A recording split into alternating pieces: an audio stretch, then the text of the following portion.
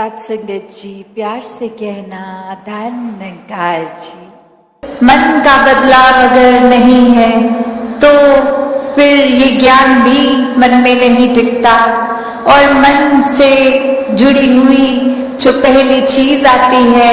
वो अहंकार तजना, वो एक समर्पित भाव, मन को एक अपने होने के इस एहसास से हटना होगा और इस परमात्मा के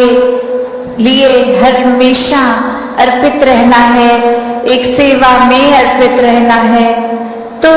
ये सुकून यहाँ समर्पित होने के बाद जो मिलता है, तो कैसे समर्पण के साथ सुकून। तो अपने जीवन में जहाँ हम समर्पण की बात करते हैं, तो ये समर्पण कैसा समर्पण है? एक समर्पण सिर्फ ये तो नहीं कि कभी अक्सर जीवन में हम देख लेते हैं, हम कह देते हैं कि हमसे कोई सीनियर है, वो कुछ ऑर्डर्स दे रहे हैं और हम करते चले जा रहे हैं। अक्सर किसी ना किसी प्रोफेशन में देखा है, ऑफिसेज में या किसी भी सर्विस में, तो एक सीनियर का ऑर्डर मान लेना या फिर कोई अथॉरिटेटिव पर्सन, कोई टीचर, कोई और इस तरह से जो हम पे कोई बात करते हैं और वो मान लेना, वो अक्सर ये रूप उसका समर्पण का नहीं बन पाता, क्योंकि ये रूप तो वो डर से है कि वो जो कह रहे हैं वो करना ही होगा, वरना नौकरी से निकाल दिए जाएंगे, वरना फिर कोई और इस बात की रेपकशन हो सकती है। तो एक वो बात मानना वो हर प्रोफेशन में हो जाता है, पर मन वहां समर्पित नहीं होता, वो किसी भय के कारण या किसी और अन्य कारण से समर्पण होता है। तो यहाँ समर्पण होना मतलब एक दिल में प्रेम को रखते हुए प्रेम से समर्पित होना, ये प्यार से अपने आप को खोकर सिर्फ इस परमात्मा का होकर, ये समर्पित भाव मन का अगर इस तरह का समर्पण है तो वो मुबारक समर्पण है। तो कैसे एक अक्सर बात ये होती है कि हमने समर्पण अगर कर दिया तो ये जो इतने सालों में अक्सर अगर हम सोच के भी देखें कि छोटी उम्र से ही पढ़ते लिखते एक डिग्रियां मिल गई, एक हमें कोई और उपाधि मिल गई, तो ये कमाने के लिए चाहे कितने वर्ष लग गए, पर जब समर्पण की बात आती है, अहंकार को तजने की, अहंकार गंवाने की, तो उसमें उतने ही साल नहीं लगते, ये तो एक पल में ही समर्पण हो जाता है। जैसे ही ये मन समझ लेता है कि ये शरीर में नहीं हूँ, ये आत्मा का असली रूप परमात्मा है, और शरीर ने तो अपनी यात्रा कुछ सालों में करके इसका एक विनाश हो जाना है, तो कैसे ये समर्पित जीवन जिया जाए जब तक जीवन है। तो बात वही एक कहानी के साथ तासुतनी रखना चाहेगी कि एक बार एक गुरु के पास शिष्य आता है जो काफी सालों के बाद, और आते ही अपने गुरु के आगे 1000 सोने की गिनियां दे देता है और ये कहता है कि इतने वर्ष मैंने काम काज किया, और बात मन में यही आती रही कि आपके सामने आशीर्वाद लेंगे जब 1000 गिनियां पूरी हो जाएंगी, और आज ये बोरी भर के आपके पास ये समर्पित करने के लिए आए हैं और आप इसको कबूल कीजिए। वही वो गुरु वो लेकर सामान अपने शिष्य से कहता है कि ठीक है, तुमने ये दी, मैंने स्वीकार करी, और अब ये जो सामने नदी बह रही है, सारी की सारी ये गिनियां उस पानी में बहा दो। और अब वो शिष्य के मन में सवाल कि क्या ये क्या ही बात हुई, इतनी मेहनत जो करी कि गुरु को देंगे और अब वो दे भी दिया, तो उसके बाद वो इसको अपने पास नहीं रख रहे हैं, वो इसको नदी में बहाने को कह रहे हैं। तो वही वो सवाल कि क्या फिर वो समर्पण था कि अगर एक क्या होगा अब उस वस्तु का, जिस तरह हम देना चाह रहे थे वो उस तरह अपनाई नहीं गई, उसको साथ तो कुछ और ही करने को कह दिया। संगत में हम जितना आते हैं हम अपने विकारों के ऊपर काम कर सकते हैं। वो बातें ये एक तरह से जो मोती हैं इस इतने बड़े तालाब में, वो उसको चुन चुन के जिसमें एक एक मोती की वैल्यू इतनी आ रही है, तो मन से हमारे जो भी खामियां हैं वो सब दूर हो जाती हैं और सिर्फ ये अच्छे भाव ही जो ये सब संत महात्माओं के साथ जो आप सब ब्रह्म ज्ञानी यहाँ बैठे हैं, तो किस तरह वही भाव हैं जो जिंदगी को तब्दील कर सकते हैं। जहाँ मन में हमेशा प्यार और ऐसी अच्छी भावनाएं होनी चाहिए और बिल्कुल भी ये गुरूर और उस तरह की खामियां नहीं होनी चाहिए। तो ये सब हमें फिर सत्संग की इम्पोर्टेंस के ऊपर ही दर्शाते हुए कि ये सब भी फायदे हमारे तब तक जीवन में हैं जब तक हम सच्चे मन से सत्संग आके सत्संग को सत्संग की तरह करके सिर्फ वो ना समझ कर कि आए हैं और इतने से इतने बजे तक का अनाउंसमेंट है सत्संग का, तो आए बैठे सुने चले गए, पर वो सब हमें अपनी लाइफ में इम्प्लीमेंट करना है। जब तक सुनकर उनको कर्मों में नहीं ढालेंगे, अपनी सोच को नहीं बदलेंगे, तब तक शब्द सिर्फ शब्द तक ही रह जाएंगे। हाँ जी। साध की संगत कर ले बंदे अण डिठा रब पाएगा। तो जब हम ये संतों के बीच में विचरण कर रहे हैं अपना ये संगत में, तो ये हमें क्या हर एक जो संत है ब्रह्मज्ञानी है वो परिचित है इस प्रभु परमात्मा निरंकार से। सबने रूबरू होकर आमने सामने ये परमात्मा को जहाँ देखा है, और वहाँ कहा भी जाता है कि ये परमात्मा को कोई नहीं देख सकता, पर यहाँ इतने दावे से अवतार वाणी में अगर अंकित है कि ये अनडिठा दिखेगा, तो उसका मतलब क्या है कि हम जब तक अपने आप को सरेंडर नहीं करते, ये हमारी जिज्ञासा कि हमारी असली पहचान, हमारा मकसद, हम क्या इस जीवन में करने आए हैं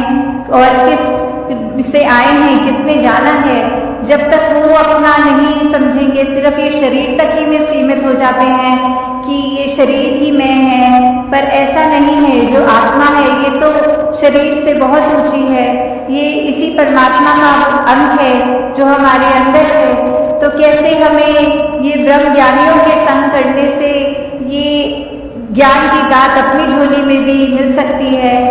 हाँ जी। साध की संगत कर ले बंदे फलदा फूला जाएगा। तो ये फलदा फूला भाव जो होता है कि कैसे हम खुशी हर समय की वो ले सकते हैं कि अगर कुछ ऐसा भी है जो हमारे को ठीक नहीं लग रहा, हमारा मन परेशान होने की बजाय उस घड़ियों में भी कैसे खुशी ढूंढे। तो ये सब तभी है जब हमारे मन में वो कामनेस होगी, हमारे मन में ये सिर्फ अपने आप को सेल्फ फोकस रख के कि हमने सत्संग आना है, अपना सुधार करना है, दूसरों की कमियों पे उंगली नहीं, उनकी कमी नहीं देखनी, बल्कि अपने आप को देखना है। तो ये हम तब तक ही प्रफुल्लित होंगे जब तक हम ये सत्संग सुनकर अपने अंदर ही वो भावों के अंदर उजाला पैदा करें। जी। साध की संगत कर ले बंदे पीवे गाटू अमृत रस। तो सत्संग में हर कोई बोल जो भी बोला जाता है वो अमृत के समान होता है कि कैसे ये जो अमृत है इतनी कीमती, ये ऐसा वो उसको सिग्निफिकेंस तो अमृत का हमेशा एक होली वाटर जल की तरह लिया जाता है, पर संतों के वचन इतने कीमती हैं कि उनकी वैल्यू भी उसी के समान की है कि अगर जैसे बोला जाता है कि अमृत ले लिया तो हमेशा के लिए अमर हो गए, तो वैसे ही संतों के वचनों को अगर हमने अपने मन से सुना, सिर्फ कानों से नहीं, तो ये मन हमेशा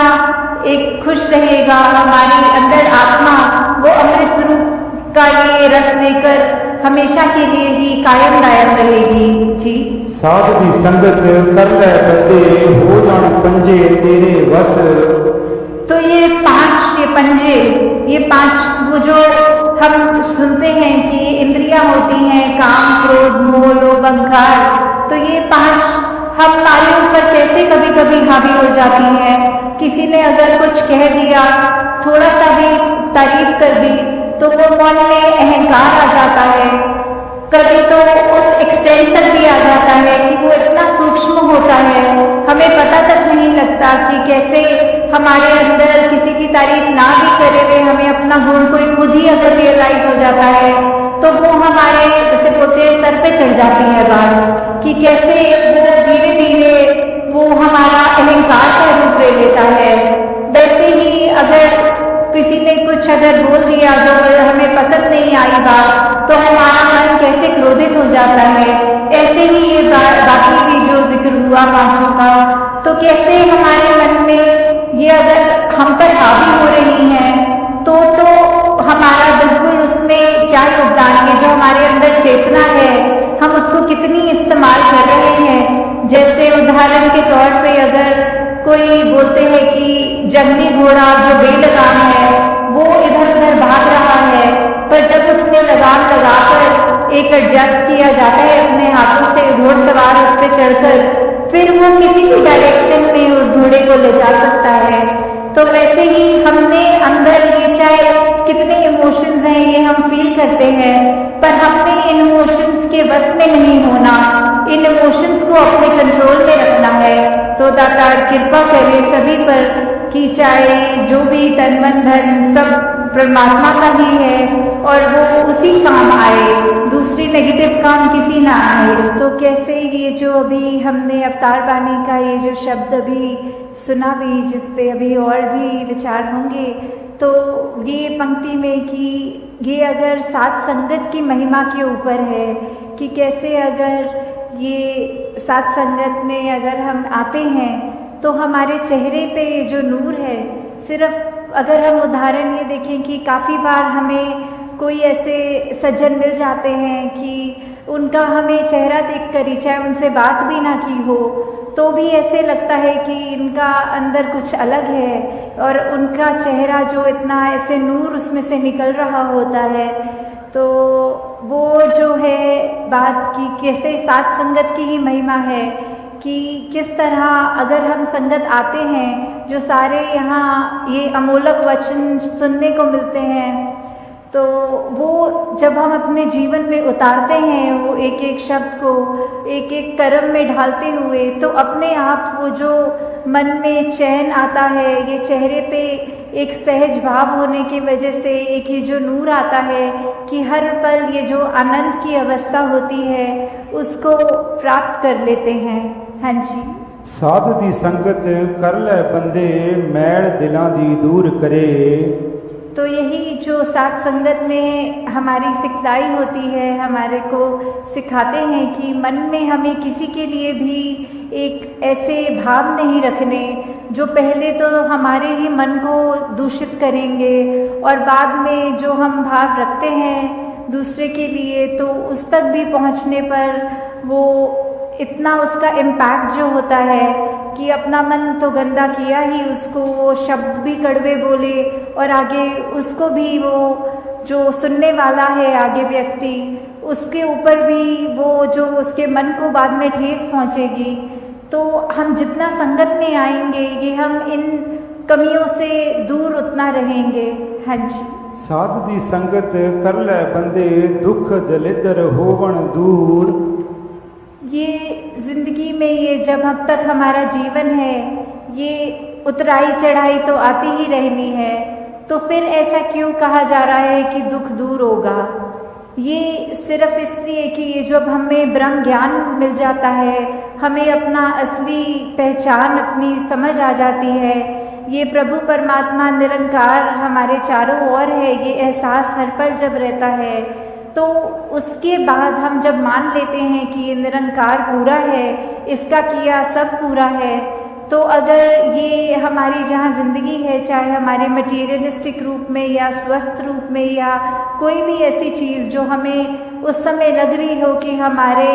ये अनुकूल नहीं है, तो भी इसमें भी उस सिचुएशन के अंदर भी हमें ये पता है कि तेरा किया सब पूरा है। तो उस समय यही भाव होते हैं कि चाहे ये सिचुएशंस हमारे अकॉर्डिंग नहीं है, पर ये निरंकार की दी गई घड़ियां हैं, ये सिचुएशंस हैं, तो ये भी बिल्कुल ही ठीक हैं, क्योंकि जो निरंकार ने दिया है सब उसमें शुक्राना भाव, वो जैसा भी सिचुएशन है वो हमारे लिए उस समय वो बिल्कुल बहुत अच्छी सिचुएशन है, तो वो माया रूप यहाँ पे हावी होगा। क्योंकि when we are so full of ourselves, तो हम लर्निंग कहाँ से करेंगे, जबकि इस निराकार, इस दातार ने तो हर जगह इस कण कण से शिक्षा लेने का एक रूप दिया है। बस हमें वो रिसेप्टर बनना है कि ये